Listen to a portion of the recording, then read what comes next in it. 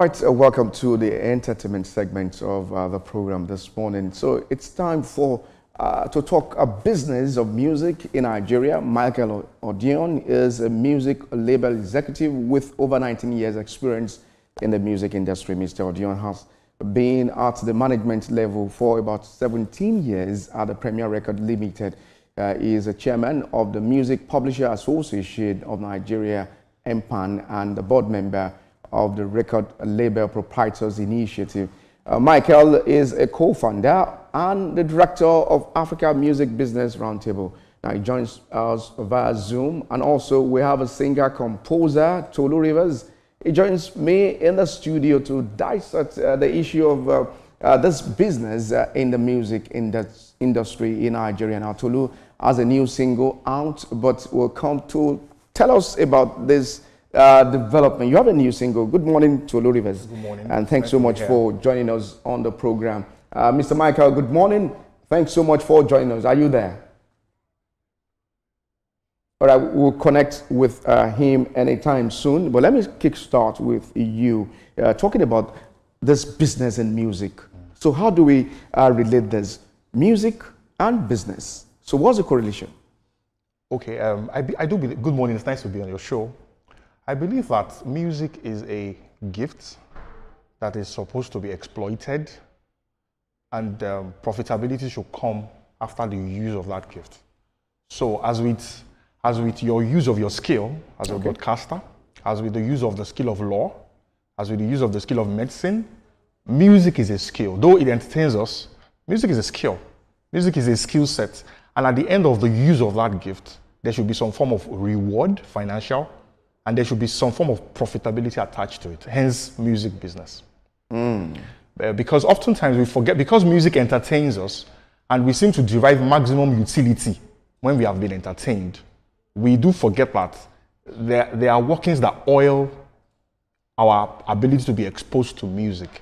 Music has to be recorded, it has to be written, it has to be produced, it has to be promoted. Hence, it has to be performed, actually. So hence the reason, hence the need for an economic reality in the music industry. There's an economic reality of running all those things day by day. And so hence there's a reason why there's a business to it. Because there must be profit made from it. So how comes the economic reality that is bringing in the business form into music? Is it, you just made mention of economic realities. So is that why we are bringing in business into music? Exactly, because the musician must eat. Because the artist must eat. He must send his children to school. His band members they have the flesh, they have blood, they have water running all through. Exactly. So tell us more. The artist has to drive a car or has to have a means of transportation. The artist has to pay rent. The artist has to, every normal thing that the lawyer will do, that the doctor will do, that the broadcaster will do, that the cameraman will do, the musician also has to do. He is not exempt from the realities of having to spend money for day-to-day activities because he's a musician. Hence, he needs to be able to recoup money from the use of that talent. So there's this book I read some years back, 12 Nights. There's this character there that says, Ducosino. He said something about, if music be the food of love, play on and give me excess of it. So at what point can we use music to solve people's challenges? Some people go into depression, some people they've had trauma. So how can we use this as a means of solving their challenges in the country? Okay, I'm still going to get to the point where, sometimes, answer that before I do my follow-up question. Okay, how can we use music to, let me say, speak to people's challenges? Okay. I think it's by having musicians who are authentic and can speak exactly about their... do we have fake? Oh, well, what I mean is that for example, I just give an example. There can be musician A whose present burden is survival. And he can completely shut that reality from his music and can just give you music about enjoyment. Okay? So being authentic in this sense will mean that he can talk about survival so that if you are trying to survive just like him, you can hear what he went through, you can get glimpses from, okay, this was what happened to this person. Okay, but he's fine now. For example, if this, and this will sound funny, if there's an artist who's been through domestic violence, for example, and the artist talks about it, when we go through circumstances, there's a way that we relate to those circumstances. Mm-hmm. And the person says, well, this was what I did that helped me come out of that relationship, that abusive relationship. Somebody else who is in one can take a cue. So how do we influence society? Number one, we should really tell authentic stories. If all that we focus on is enjoyment in our music, then we will not touch society. Is that not the trend that we're seeing at the moment? You answered that. I'm being told that Michael Odion is now joining us via Zoom. Good morning, and thanks so much for joining us on the program. Hello, Michael, are you there? Oh, all right, I think we were yet to get connected with Michael this morning. Can you go on with your line of thought, talking about using music as enjoyment all through? We are not speaking to the soul of people anymore. Exactly. So there's a sense in which we do cater to our listenership as musicians. That means in our minds, we are thinking, what do people want to hear? That happens to musicians. But there's also the reality of what do people need to hear. So it's a case of what people want to hear and what they need to hear. Yes. So when you are composing those songs, so how do you make both? Okay, I'll explain. So I'll explain with the analogy of, there was a time when we valued our Nokia 3310. Absolutely. Significantly. Absolutely. And it meant everything to us. We did not know in our minds that we needed touchscreen phones, but somebody invented it. So what happens as an artist is that you take a leap of faith by giving people what you think they need. It means if we experience a certain kind of decadence in our society and we think that let's address this issue. For example, let me say advanced fee fraud, and we say let's talk about this in music. By the time we have 1, 2, 3, 4, 5, 6, 7, 8 prominent musicians talk about, guys, let us go away from advanced fee fraud, as insignificant as it may seem, it will have an impact on society. That's the way society runs. When people who have influence talk about things, it does affect the minds of people. So I just think that people should sometimes lay down the issue of commerce, because commerce is important. I'm so happy that you made mention that commerce is very important. So that it gives you joy when you go into the studio after producing, you're selling and you're making money. You smile to the bank. Of course. Michael is joining us via Zoom. Good morning, Michael. Thanks so much for joining us on the program. Tell us the correlation between this issue of music and business in Nigeria.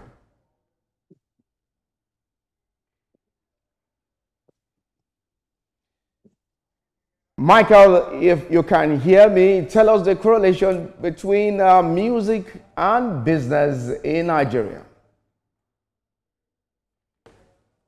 Sorry, you're a bit faint. Can you come again? Well, it seems we're having connectivity challenge with Michael. The question is I can hear you now. The relationship between music and business in the country, Nigeria. Okay, thank you very much for having me. I mean, I've listened to my brother speak, and everything he has said falls in place. But you see, the truth of the matter is, at the end of the day, once we are not able to get the business aspects right, then all the issues of trying to make money for the artists, make money for the crew, make money for everybody will not be there. Because this is show business. There's always a show and there's a business side of it.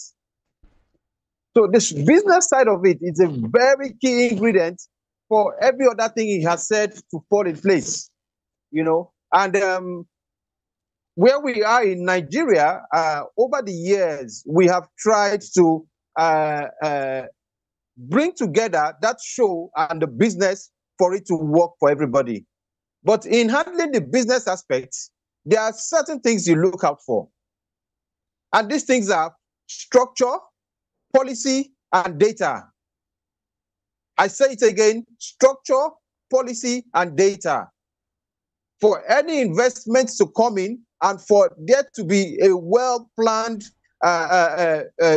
structure, you have to have data, because data helps guide you and helps the investor understand exactly where you are and what you are worth. Then, of course, government policies are very key, because the policies would have to protect the interest of all stakeholders in the music industry.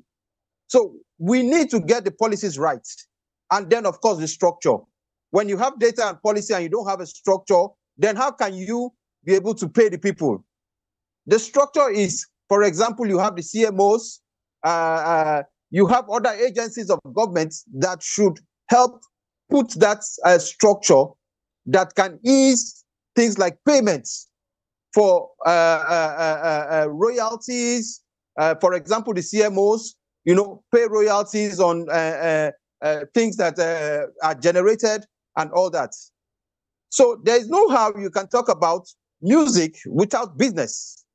It is a very key ingredient. And we must understand that Nigeria has moved from just enjoying music to actually the business aspect of it.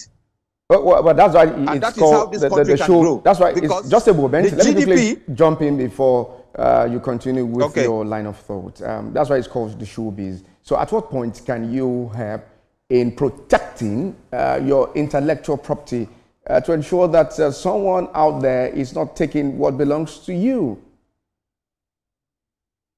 Okay, so at the very start, before you even jot down that music, you need to start thinking of protecting your intellectual property. And how do you do that? And I always tell artists, the first thing you do is not to write the music. The first thing you do is to get a lawyer, a learned lawyer that understands IP. When you get a lawyer, you write your music, you do your music, 50% of your problem is solved. Because whatever deals you are going to be getting into, you have a lawyer that will advise you and guide you so that you do not enter into a pitfall. So from the very beginning, get a lawyer if you want to protect your intellectual property. That is the advice. Otherwise, whatever you are going to be doing, if you are not learned in the industry, if you do not understand IP, you will be falling into a lot of pitfalls, and you might just lose all whatever you have done or you have worked for in years. So it is very important that from the very word go, you get a lawyer, not just any lawyer, an IP lawyer that understands the business. And such a lawyer will guide you from day one, and you know that, yes, you are protected. Let me put you on the pause at the moment. Let me come into the studio where you heard him clearly talking about getting a lawyer. So is there a waiting period? Because you can't just start the music business and immediately you are making money and you're smiling to the bank. For you to get a good lawyer, that will cost you money to do that. So at what point can you start waiting to get the reward in the music industry? Okay, I think that for different people, for different creatives, the time will differ. Okay. It will be a function of where you are coming from and what state you are in development as a musician. For example, it's not that hard to get a lawyer. I would think that word of mouth, I would think that getting a reference, I would think that reading the news and practically just rummaging through all the information that we have online will give you access to an entertainment lawyer. Okay. You don't have to start by saying this is my lawyer. You can start by saying, can I engage you?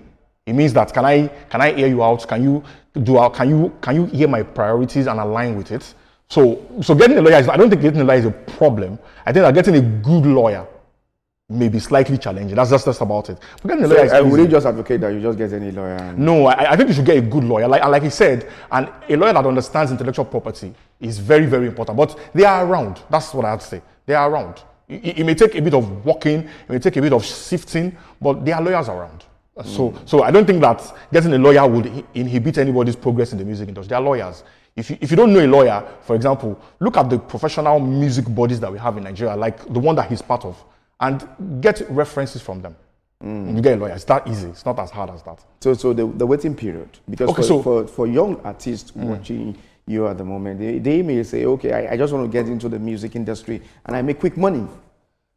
Okay, I think, and this may sound funny, I think that all of us have different paths, and all of us will get to probably the same destination of success, if having money is what success means, at different times. There are artists who will drop a song today, and somehow, in the next 1 week, the song is everywhere. There are artists who, for example, have a label, and so if they drop a song today, the label amplifies it. And in the next 1 month, I think that the success, when music will succeed, is a function of many things. It's a function of luck, of hard work, of management. Let me put you on the pause. Let's quickly get the perspective of Michael Odion. What is your own definition of having the success in the music industry?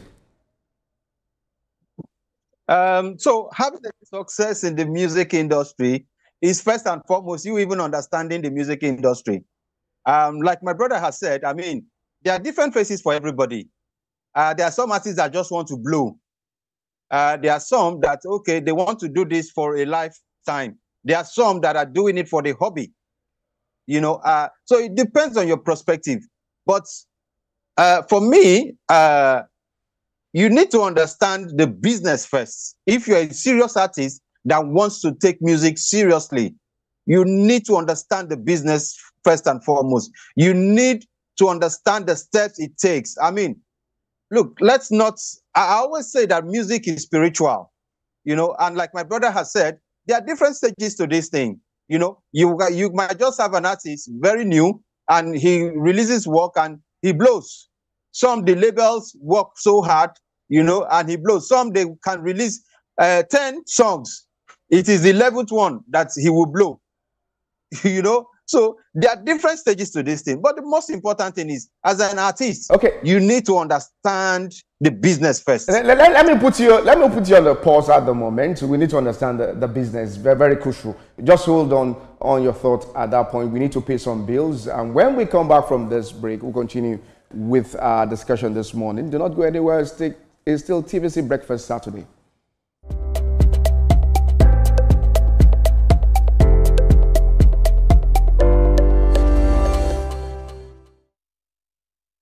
Every great hero begins their day with a mission. And our heroes, they're on the hunt.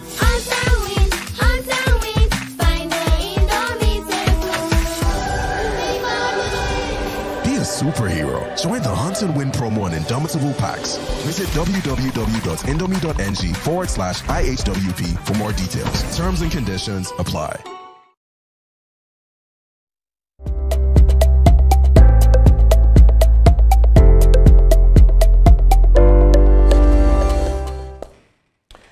Well, we're still talking entertainment this morning, and I have with me in the studio Tolu Rivers. Many thanks for staying the course on the program. And also joining us via Zoom is Michael Odion. Many thanks for staying on the program this morning. Can you continue with your line of thought about this issue of music and business, and what are your plans after this? What are the plans that you have ahead of June, July for the music industry in Nigeria? Okay, thank you very much. So one of the plans that we have is to intentionally start doing the things that we need to do as an industry.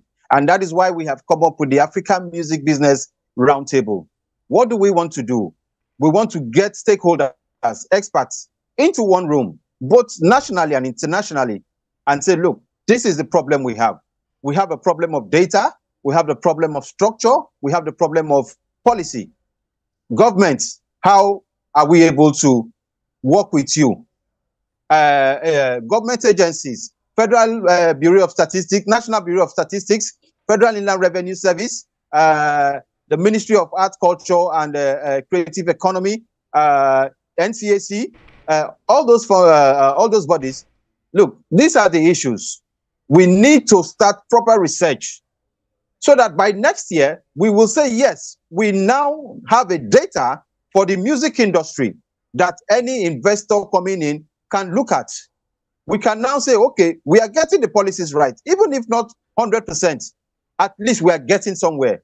Okay. We need to get the structures right. So that's what we'll be doing in June. And after that, a lot of other conversations will be happening. I know you have a lineup to make sure that we start getting things done. But let's keep it wrapped at the moment. Let me really come to Tolu Rivers. You have a new single. Yes, I actually have a new body of work out, an EP of 3 songs. It's called 3 Love Songs. All right. Yeah, and so you're doing love? No, well, I talk about different things, but on that EP, I'm particularly promoting a song called Still Love You. All right. It's a song that talks about fidelity in the midst of all of life's storms and encumbrances. So that's what the song is about. It's out at the moment. It's out here. Still Love You is out at the moment. And on the EP is. Can we feel some of the lyrics on the program this morning? Okay, some of the lyrics of Still Love You. Yeah. It will be nice for you to hear. So the words of Still Love You are: my eyes have seen trouble, struggle in many places that I have been, seeking, searching relentlessly to bruise my heart and scar my soul. Was that the way to make me whole? Now all the bliss I never thought I'd find flowed in the blink of eye from the moment you walked in my life. So the chorus of the song is: I'll still love you, even when sorry, because I'm used to singing it, so I'm saying it. Okay, sing it now, sing it now. So I'll still love you, all right, even when the world is falling apart. I'll still love you, even when it's harder to keep the fire burning bright. I'll still love you, I'll still love you. So the verse 2 is: the way that you're painting possibilities and how you believe in dreams and fantasies opens up every shade of gray and of green. Let's listen to the lyrics on air, just for 30 seconds on the program this morning. You love me still. You love me still. You're holding me. You're holding to every eye of love. To every eye of love. I'll still love you, even when the world is falling apart. I'll still love you, even when it's harder to keep the fire burning bright. I'll still love you. I'll still love you. Tolu Rivers there, I still love you. Yes. Despite all the challenges in life. Exactly. And most many thanks for coming. Thank you very much on the program, Tolu Rivers, Thank this you so morning. much. And Michael Odion, co-founder, Africa Music Roundtable. Many thanks for joining us on the program this morning. Thank you very much. Thank you very much. And Tolu, beautiful work there. Thank you very much, sir. Absolutely. Yeah. Thank you very much. Thank you for having me. Thank you. All right, we'll take a break now. And when we